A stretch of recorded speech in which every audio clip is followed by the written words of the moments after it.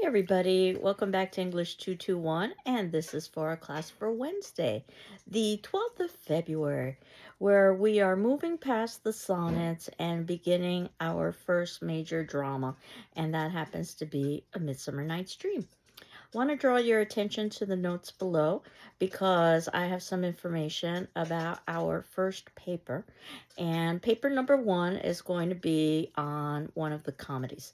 And we are reading or we are reading both, I should say, A Midsummer Night's Dream and Much Ado About Nothing, so that you could write on either of those. It could end up that you might decide to write about a sonnet. I'm not necessarily averse to that, but keep in mind that writing about a short poem is a different sort of exercise than writing about a drama. But nevertheless, you can find the topic in our syllabus and other documents folder, and I recommend that you usually make hard copies of these documents so that you can access them easily throughout the course of the semester. So, the document that I'm going to be reviewing now is about paper topics. And the topics are going to basically be the same for paper number one and paper number two. And both are going to be critical papers. In other words, you don't need to be consulting outside resources. So you can rely on your own interpretation and your learning in class. And the length should be approximately 4 to 5 pages, double spaced 1 inch margins, but as long as it needs to be for you to be able to support a particular thesis. And what you can do is either write on the topic that I've selected for you, which is on the bottom of the handout, or you can create your own topic. If you do choose your own topic, make sure that you discuss the topic with me beforehand. And that is just to ensure that you're writing about something that makes sense in terms of the assignment. And it's always a good idea to talk with me about the progress of your paper, regardless of your topic. And you will be quoting from the plays themselves and using the MLA system, the Modern Language Association system, for documentation. And I'm hopeful that this sounds familiar to you from other English classes. That what you do is that you quote from the primary text, and then immediately following the quote, you add parentheses. And within those parentheses, you indicate the least amount of information necessary for a reader to identify where your quote is coming from.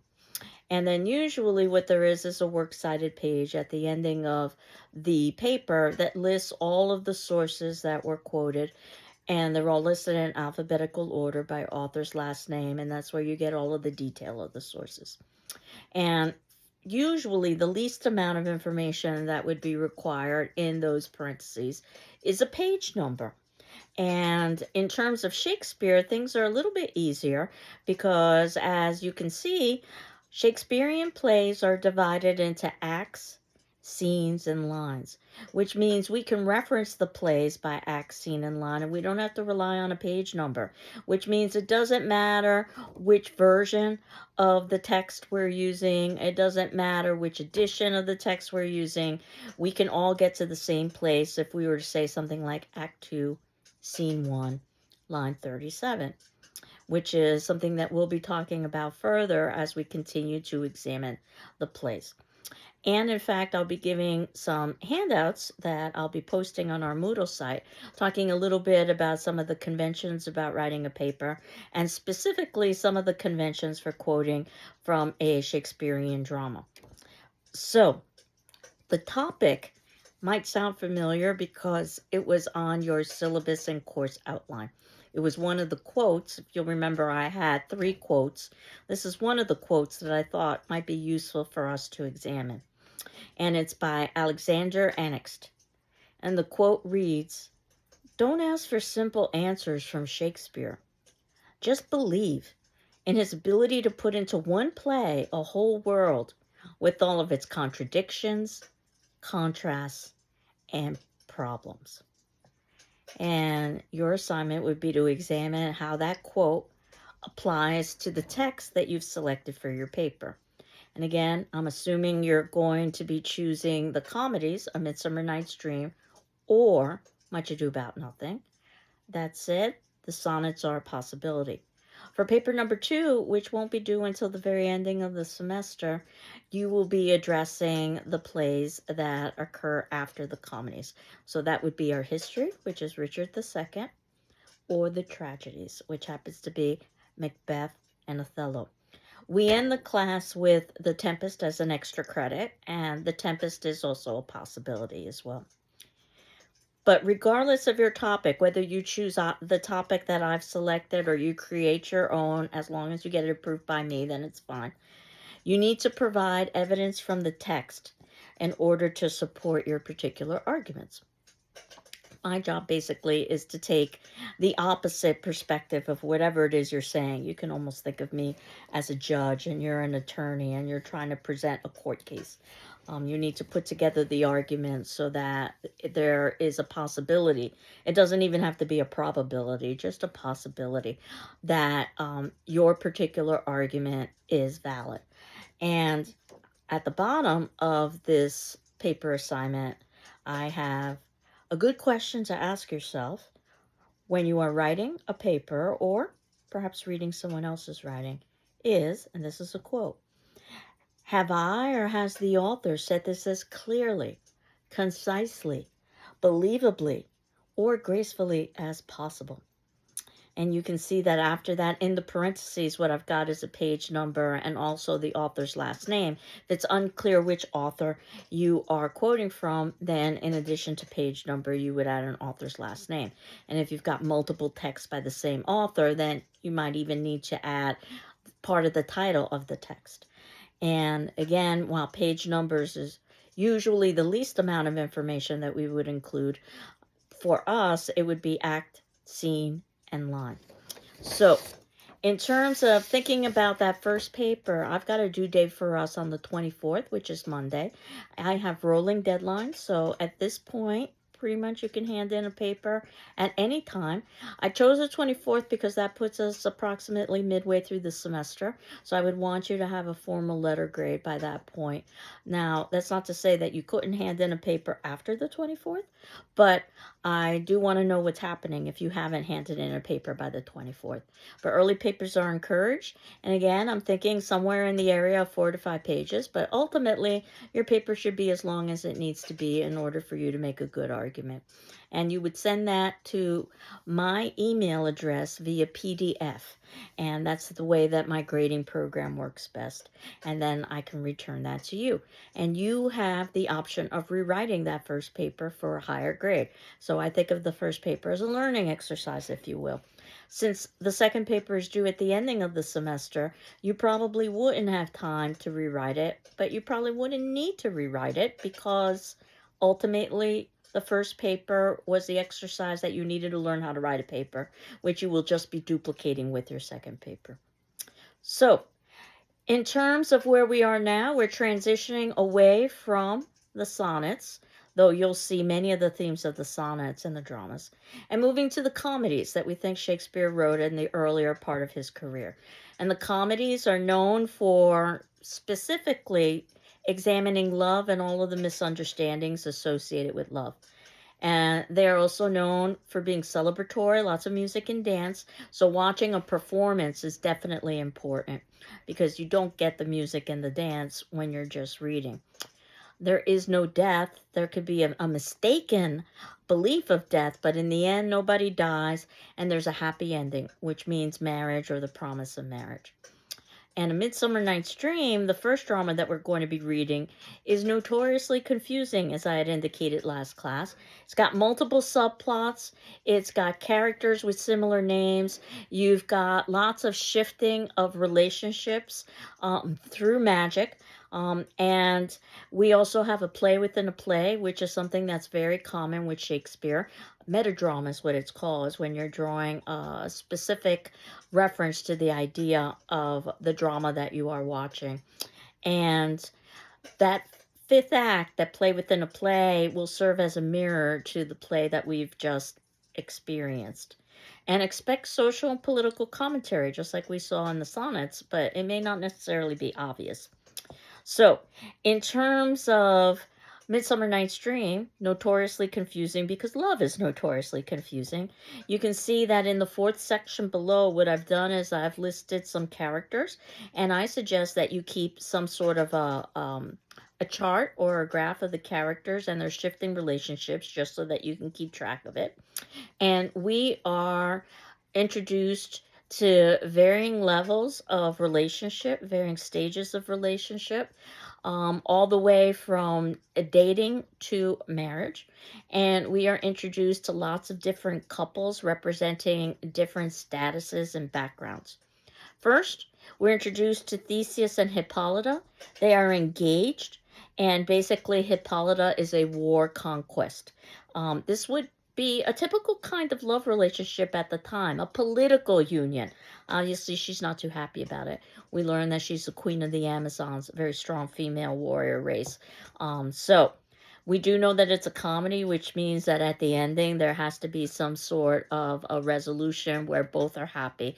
So the idea is that affection develops after marriage or after courtship, not necessarily before, and that by the ending of this play, they will be happy with one another, though that's not necessarily the case at the beginning of the play. And King Theseus and Queen Hippolyta represent the top of the chain of being. In other words, they are the closest to God, the king and the queen, in the hierarchy of society. Then we're introduced to some nobles, Hermia and Lysander, and they're young and they're dating. They're not engaged. That's another stage of relationship. They are in love, but Hermia's father does not approve. And at the time, that was essential that the daughter's father approved. The daughter would be seen as a possession, in effect, for the father to dispose of as his will. This is a kind of atypical love in the sense that the daughter is actively defying the father, which goes against all of the expectations of the time. Another relationship with nobles that we are given is Helena and Demetrius. They had previously dated, so they previously had a relationship, but they no longer do, illustrating how fickle and changeable love can be. And worse, Demetrius no longer loves Helena and has found that he loves Hermia instead. And Helena and Hermia are best friends. So that complicates matters, and we learn how best friends can turn into best enemies very quickly as the play progresses when there are matters of the heart involved. So, that said, Hermia doesn't love Demetrius, so it's an unrequited love. And of course, Helena still loves Demetrius, even though Demetrius no longer loves her. That's another unrequited love. We're also introduced to fairies.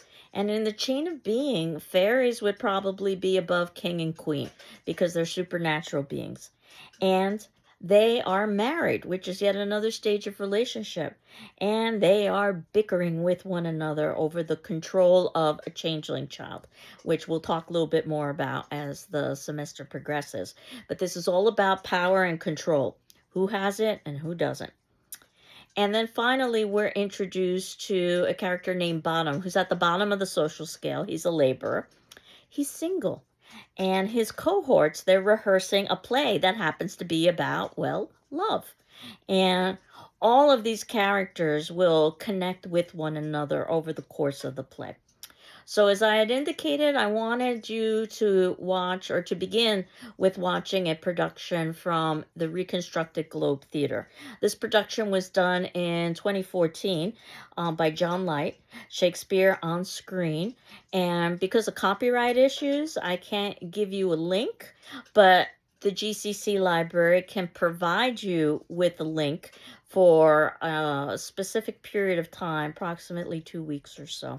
So you should have gotten that link from the GCC library. You can see in the fifth section in the notes below, there's a little note there from the library, Tim Dolan, our information literacy coordinator, that you should have received a library invitation to view A Midsummer Night's Dream. If you have trouble viewing the video, please contact the library, and the contact information is there. And librarians are available to help during business hours. And if you prefer, there is a hard DVD copy in the library as well that's available for viewing. Just ask at the main desk. So I'm going to ask you to watch the beginning of the play, and actually you can see that I've got Act 1 and Scene 1 for you to watch. That's approximately 16 minutes. Act 1, Scene 2, that's approximately 9 minutes. Act 2, Scene 1, it's approximately 17 minutes. And Act 2, Scene 2, that's approximately 12 minutes. That's a natural break after that. Certainly, you can continue and watch it in its whole, but those are the 4 pieces that I would like you to watch today. And for our attendance question, which will be due Friday on the 14th, again, you're not required to respond to your peers, but you are required to read your peer responses and my responses in turn. That based on as far as you've gotten with your viewing, which I assume are those 4 pieces that I've asked you to see, which actor's performance, I'm not asking you about a character, I'm asking you about actor's performance, do you like the best in the 2014 Shakespeare on-screen Midsummer Night's Dream adaptation, and why? And obviously there's no right or wrong, so we're focusing on Shakespearean performance at this point, and then we'll ultimately talk about the play itself. And on Monday, when we would normally have a class, that's the 17th and it's President's Day, so we won't have class. There are no classes that day. I'll post that on our Moodle site. So we will continue on next Wednesday talking about, obviously, A Midsummer Night's Dream and the rest of the play. So I hope you're doing well. I'm doing well. And enjoy watching A Midsummer Night's Dream. At this point, I hope you've read the play in its entirety. It'll make things a lot easier in watching a production. And I encourage you to start our next play as soon as possible. Much Ado About Nothing, so that when we start talking about it, you are ready. Take care. Bye-bye.